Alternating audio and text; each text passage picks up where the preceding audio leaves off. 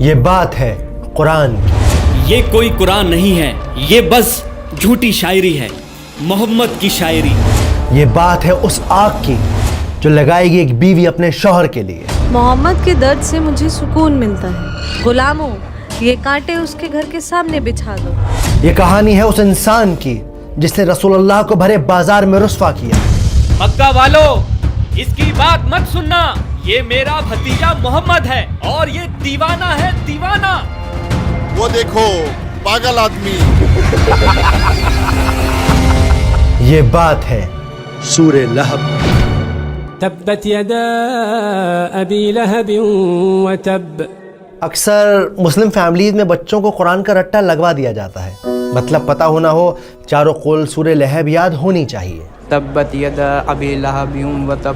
شاید اسی وجہ سے آج قرآن ہمارے گھروں میں تو ہے لیکن دلوں میں نہیں۔ کیا ہے سورہ لہب؟ سنا ابو منال، اللہ نے ابو لہب کا نام لے کر سورہ نازل کی ہے۔ خدا کی پناہ ہے بھائی۔ کون تھی ام جمیل جس کا ذکر اللہ نے اس صورت میں کیا ہے؟ ابیہا باجی، سنا آپ نے؟ کون سی بات؟ ام جمیل کا ہار اس کے گلے کی رسی بنے گا آخرت میں۔ اور ایسا کیا کر دیا ان دونوں میاں بیوی نے کہ اللہ نے قرآن میں ابو لہب کا نام لے کر انہیں کرٹیسائز کیا ہے؟ اس کا اللہ ہمیں آگ کا عذاب دے گا۔ کہتا ہے میں لکڑیاں اٹھاؤں گی اپنے سر پر۔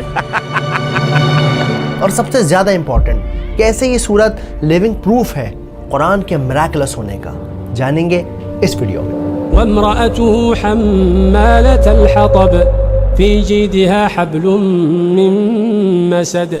سورہ لہب مکہ میں اس وقت نازل ہوئی جب ابو لہب نے ظلم کی ساری حدیں پار کر دی۔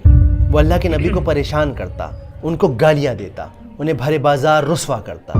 میرے بھتیجے نے باپ دادا کا مذہب چھوڑ دیا ہے، کہتا ہے اس ایک خدا کو مانو۔ اس سے گھٹیا بات میں نے آج تک نہیں سنی۔ تعجب ہے۔ مگر اس سب کی شروعات اس صبح ہوئی جب سورج کی کرنیں مکہ کی زمین کو چوم رہی تھیں۔ اونٹ ریتیلے میدانوں میں دوڑ پڑے تھے، کوئی صبح صبح خود کو شیشے میں نہار رہا تھا، کوئی ناشتہ کر رہا تھا تو کوئی ابھی بستر پر انگڑائیاں لے رہا تھا۔ یہاں ہاتھ جیتے جا رہے ہیں اور انہیں دن بھر بستر توڑنا ہے، اور کام ہی کیا ہے؟ اے جی، اب سوتے ہی رہو گے کیا؟ لیکن کوئی تھا جو صفا کے پہاڑ پر چڑھ رہا تھا۔ وہ پہاڑ پر کون ہے؟ محمد؟ یہ وہ پہاڑ تھا جس پر چڑھ کر مکہ والے ایک دوسرے کو اکٹھا کرتے، کوئی خاص بات بتاتے۔ صفا کے پہاڑ پر چڑھ کر اللہ کے نبی نے ایک گہری سانس لی اور پھر زور سے پکارا، یا صباحا۔ حملہ۔ یہ اذان نہیں تھی، نہ ہی کسی سوداگر کی صدا، یہ خطرے کی پکار تھی۔ اس کا مطلب تھا کہ اے لوگوں اٹھو اور میری بات سنو، تم پر ایک خطرہ آن پڑا ہے۔ لگتا ہے کوئی مصیبت آئی ہے۔ لوگ اپنے گھروں سے، اپنی دکانوں سے، اپنی باتوں سے نکل پڑے، اور پھر جب سب لوگ صفا کے پہاڑ کے نیچے جمع ہو گئے تو اللہ کے نبی نے ان سب کو ایک نظر دیکھا اور پھر ان سے ایک سوال پوچھا کہ اے لوگوں، اگر میں تم سے کہوں کہ اس پہاڑ کے پیچھے دشمن کی فوج تم پر حملہ کرنے آ رہی ہے، کیا تم میرا یقین کرو گے؟ لوگ چلا اٹھے، ہاں بالکل کریں گے، کیونکہ آپ سچے ہیں، آپ امین ہیں، آپ صدیق ہیں، آپ محمد ہیں۔ ان سب لوگوں کے جواب سن کر اللہ کے نبی ایک لمحے کے لیے رکے اور پھر انہوں نے ان سب سے کہا کہ اے لوگوں، میں تمہیں خبردار کرتا ہوں اس آنے والے عذاب سے جو بڑا سخت ہے، اور عبادت کرو اسے ایک رب کی جو ساری کائنات کا مالک ہے۔ یہ بات سن کر اچانک وہاں کی ہوا بدل گئی، ان کے چہروں پر چیختا سناٹا چھا گیا، وہ سب ایک دوسرے کو حیرانی سے دیکھنے لگے۔ یہ کیا کہہ رہے ہیں؟ تعجب ہے۔ یہ بات تو کیا اپنے باپ دادا کا دین چھوڑ دیں؟ اپنے خداؤں کو ناراض کر دیں۔ اور پھر ایک آدمی کھڑا ہوا، غصے اور نفرت سے بھرا ہوا، وہ چلایا، بھتیجے، تبن لکا علی حاضا جمعتنا۔ عربی کی اس عبارت کا مطلب تھا کہ کیا ناش ہو تیرا، ٹوٹ جائیں تیرے ہاتھ، کیا تو نے ہمیں اسی لیے یہاں جمع کیا ہے؟ یہ آدمی اور کوئی نہیں بلکہ رسول اللہ کا چچا ابو لہب تھا۔ اس کی بد دعا آسمان سے ٹکرا کر واپس اس پر آ گئی۔ اس کے نصیب کے پنوں میں جہنم کا عذاب ہمیشہ کے لیے لکھ دیا گیا۔ لیکن اللہ نے ابھی اپنے نبی کو یہ بات نہیں بتائی۔ اسکالرز کہتے ہیں کہ اگر یہ صورت اس وقت نازل ہو جاتی تو مکہ کے لوگ کہتے اس پر کیسے بھروسہ کریں، وہ اپنوں کی برائی کرتا ہے۔ اصل میں اس دور میں مکہ میں چاچا کا درجہ باپ کے برابر ہوتا ہے، اسپیشلی جب سگے والد کا انتقال ہو چکا ہو، وقت گزرتا رہا۔ اللہ کے نبی جگہ جگہ گھوم گھوم کر ایک اللہ کی عبادت کرنے کا میسج پہنچاتے رہے، لیکن ابو لہب وہ آپ صلی اللہ علیہ وآلہ وسلم کے پیچھے پیچھے جاتا۔ اب یہ کون سی نئی شاعری لے آیا ہے؟ یہاں تک کہ وہ بازار کے شریر لڑکوں کو محمد صلی اللہ علیہ وآلہ وسلم کے پیچھے لگا دیتا اور ان سے کہتا کہ ان کو پتھر مارو،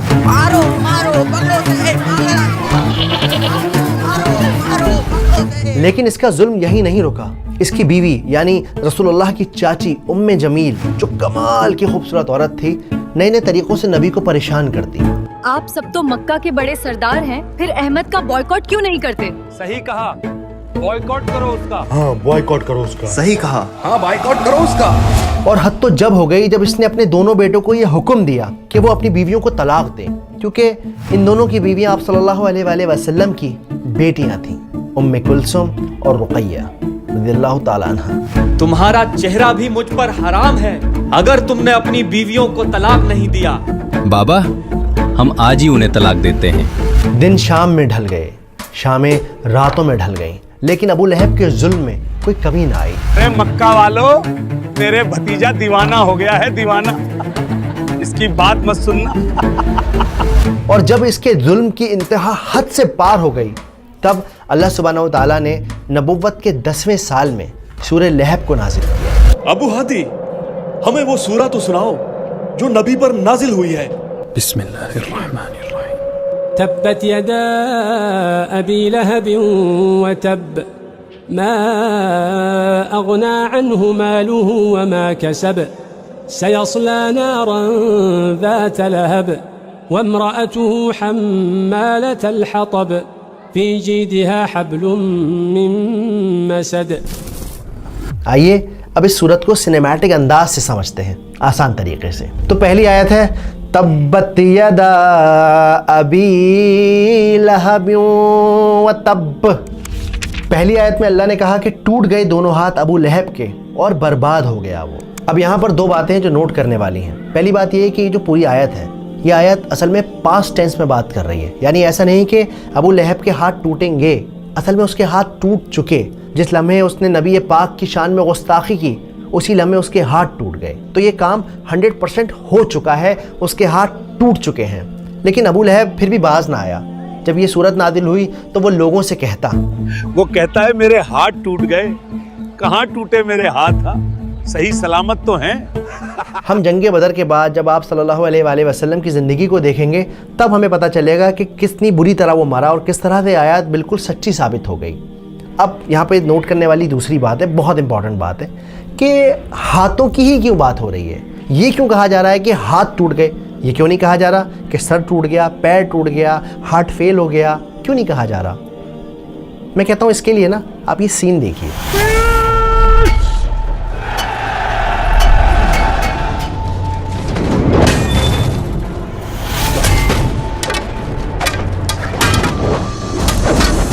چلیے اس سین کو ایک بار پھر سے دیکھتے ہیں۔ اس سین میں آپ نے نوٹس کیا ہوگا کہ کیسے ایک سپاہی نے، ایک فائٹر نے اپنے ہاتھ میں ایک تلوار لی ہوئی ہے اور دوسرے ہاتھ میں خود کو بچانے کے لیے اس کے پاس شیلڈ ہے، ایک ڈھال ہے۔ تو اگر کسی انسان کے دونوں ہاتھ ٹوٹ جائیں گے تو کیا ہوگا؟ نہ تو وہ وار کر سکے گا اور نہ ہی اپنا بچاؤ کر سکے گا۔ تو پھر ان دی اینڈ آپ برباد ہو جاؤ گے، ختم ہو جاؤ گے اور اگلا حملہ پھر آپ ہی کے اوپر ہوگا۔ بالکل اسی طرح ہم ابو لہب کی زندگی میں دیکھتے ہیں، اس کا مال، اس کے بیٹے، اس کے کنیکشن، اس کے تعلقات، اس کی پاور، سب کے سب برباد ہو گئے، کوئی بھی اس کے کام نہیں آیا۔ اور ہم آگے جا کے دیکھتے ہیں کہ جب وہ مرا تو اتنی بری موت مرا، اتنی بری موت مرا کہ کوئی اسے چھونے والا نہیں تھا، کوئی دفنانے والا نہیں تھا۔ کئی دنوں تک اس کی لاش سڑک پر سڑتی رہی، لوگ پریشان ہوتے رہے، یہاں تک کہ اس کے اپنے لڑکوں نے بھی اسے چھونے سے، گھر میں رکھنے سے منع کر دیا۔ ارے ابو لہب کے بیٹو، اپنے باپ کی لاش تو ٹھکانے لگاؤ، بدبو سے لوگ الٹی کر رہے ہیں۔ اب آتے ہیں آیت نمبر 2 پر۔ ما اغنى عنہ مالہ وما کسب۔ نہ ہی اس کا کوئی مال اس کے اصل میں یہ آیت جواب ہے اس بات کا جو ابو لہب اکثر لوگوں سے کہا کرتا تھا، اگر وہ سچا ہے دے دوں گا مال و دولت اللہ کو اور بچا لوں گا خود کو جہنم سے۔ اب یہاں نوٹ کرنے والی بات یہ ہے کہ یہ جو کسب کا لفظ ہے اس کا مطلب ہوتا ہے کمائی کے، ارننگ کے۔ کبھی کبھی لوگوں کے پاس بڑا پیسہ ہوتا ہے، باپ دادا نے ان کے کما کے چھوڑا ہوا ہوتا ہے، پر یہ کسب کا لفظ استعمال کیا جاتا ہے اپنی کمائی کے، جو آپ نے خود کمائی ہے۔ آپ صلی اللہ علیہ وآلہ وسلم کی ایک حدیث ہے جس میں وہ کہتے ہیں کہ انسان کی سب سے بہتر کمائی اس کی اولاد ہے، اور جس طرح سے ہم دیکھتے ہیں کہ اس کی اولاد اس کے کام نہیں آئی۔ اگلی آیت کی طرف بڑھتے ہیں، آیت نمبر 3۔ سَيَصْلَىٰ نَارًا ذَاتَ لَهَبٍ، کہ ابو لہب جہنم کی آگ میں جلایا جائے گا جو بھڑک رہی ہوگی، شعلے والی آگ ہوگی۔ اب ہم بڑھتے ہیں چوتھی آیت کی طرف جو ہے وَامْرَأَتُهُ حَمَّالَةَ الْحَطَبِ، اور اس آیت کا مطلب ہے کہ اس کی بیوی اپنے سر پر ایندھن اٹھائی ہوگی۔ ایندھن کیا؟ کہ وہ لکڑیاں ڈھو رہی ہوگی جہنم کے اندر۔ اس کا کام یہ ہوگا کہ جلنا تو ہے ہی ہے، اور ساتھ میں آپ کو جانا ہے، اس کو جانا ہے اور جا کر یہ لکڑیاں لے کر آئے گی اور اس آگ کے اندر لکڑیاں ڈالے گی۔ تو جب ہم آگ میں لکڑیاں ڈالتے ہیں تو کیا ہوتا ہے؟ آگ اور تیز ہوتی ہے، تو اپنی آگ یہ خود بخود جلائے گی۔ لیکن یہاں مزے کی بات یہ ہے کہ اللہ تعالیٰ یہ بھی کہہ سکتے تھے کہ وہ جہنم میں جلے گی، وہ جہنم کا عذاب زندگی بھر جھیلتی رہے گی۔ یہی کیوں کہا کہ وہ لکڑیاں لے کر آئے گی؟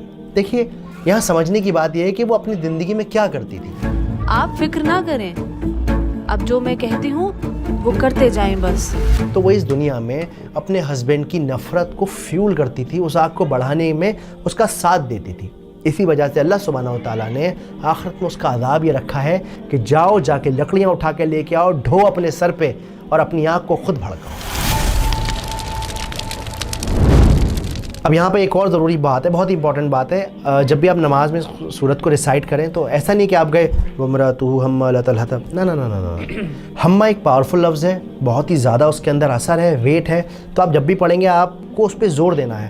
وَامْرَأَتُهُ حَمَّالَةَ الْحَطَبِ۔ آیت نمبر 5 کی طرف بڑھتے ہیں جو ہے فِي جِيدِهَا حَبْلٌ مِّن مَّسَدٍ، اور اس کے گلے میں مونج کی رسی ہوگی، یعنی ناریل کی چھال والی رسی ہوگی۔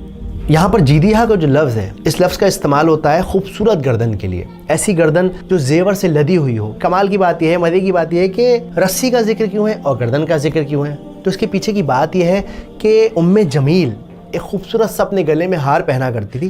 وہ مکہ والوں سے کہتی تھی، اپنے نوکروں سے کہتی تھی، عام لوگوں سے کہتی تھی، میرے گلے کا یہ ہار میں اس کو دوں گی جو محمد کے خلاف کھڑا ہوگا، میرا ساتھ دے گا۔ اور اسی وجہ سے یہاں یہ مینشن کیا گیا ہے کہ اس کے گلے میں مونج کی رسی ہوگی، بل والی رسی ہوگی، تکلیف دینے والی رسی ہوگی اس کی اس گلے میں جس میں وہ ہر وقت ہار پہنے رہتی تھی۔ یہ تھی سورہ لہب کی انڈرسٹینڈنگ۔ اب سب سے ضروری بات یہ کہ سمجھنا یہ ہے کہ آج ہماری زندگی میں اس کا کیا ریلیونس ہے۔ جو میں سمجھا ہوں اس حساب سے بتاتا ہوں کہ سب سے پہلی بات تو یہ کہ یہ صورت اس لیے نازل کی گئی ہے کہ وہ جو اللہ کے نبی کا دشمن ہے وہ اللہ کا دشمن ہے۔ جس سپیڈ سے وہ اللہ کے نبی کی طرف بڑھ رہا تھا ظلم کرنے کے لیے، اس سے کہیں گنا زیادہ سپیڈ سے اللہ کا عذاب ابو لہب کی طرف آ رہا تھا اور آ چکا تھا، اسے خبر نہیں تھی۔ اب آتے ہیں دوسرے ریلیونس کی طرف جو میں سمجھا ہوں، جو آج ہم اپنی زندگی میں اپلائی کر سکتے ہیں۔ دیکھیے میاں بیوی ایک دوسرے کا سایہ ہوتے ہیں، دوست بھائی ایک دوسرے کا سایہ ہوتے ہیں۔ اب کئی بار کیا ہوتا ہے کہ ہمارا دوست کسی کی چغلی کرتا ہے، تجھے پتہ ہے ایسا ہو گیا، ابے نہیں کیا بات کر رہا ہے، اور بتا۔ اکثر میاں بیوی میں بھی ایسا ہوتا ہے، اپنی زندگی کو چھوڑ کے دوسروں کی زندگی میں بڑا جھانکتے ہیں، ارے فلانے کی لڑکی بھاگ گئی تمہیں پتہ چلا؟ تو اب یہ جو وائف ہے یا جو ہسبینڈ ہے اسے کیا چاہیے؟ وہ اسے گائیڈ کرے، ارے یار ایسا نہیں کرو۔ لیکن ہم لوگ کیا کرتے ہیں، خالی بھاگی ہے، اپنی ماں کا زیور تک لے گئی ہے، اس بات میں اور لقمہ لگا دیتے ہیں، اس کو اور فیول کرتے ہیں۔ تو یاد رکھیے کہ جب آپ برائی کا ساتھ دیتے ہو نا، تو جو کام برا کرنے والے کا ہے وہی انجام اس برائی کو انیشیٹ کرنے والے کا ہے، بڑھاوا دینے والے کا ہے، آئیڈیا دینے والے کا ہے۔